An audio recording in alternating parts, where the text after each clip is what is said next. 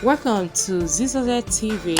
Kindly subscribe, share, and like for latest updates and news.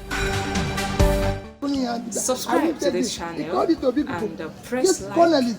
When you subscribe, you'll be able to get notifications each time we post. Dino, stop that! I'm taking the love from you here.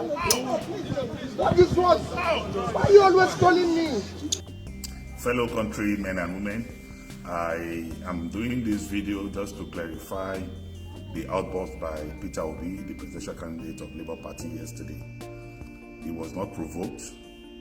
I was sitting far opposite the top seat where they were sitting. I didn't mention his name, and I was really surprised to see that type of outburst from a presidential candidate. Is that the type of president he's going to make? Just taking on people and showing unpresidential characteristics. The way he acted yesterday was he rather called me out, because there was no way I didn't do anything. I didn't call his name. Where I was sitting, there's nothing I would have said that Obi would have heard. And there was nothing. I didn't do anything. So that outburst is unwarranted, very unpresidential, unacceptable of a leader. A leader must be matured. One who wants to govern this country must be accommodating, must have a lot of patience, must have perseverance.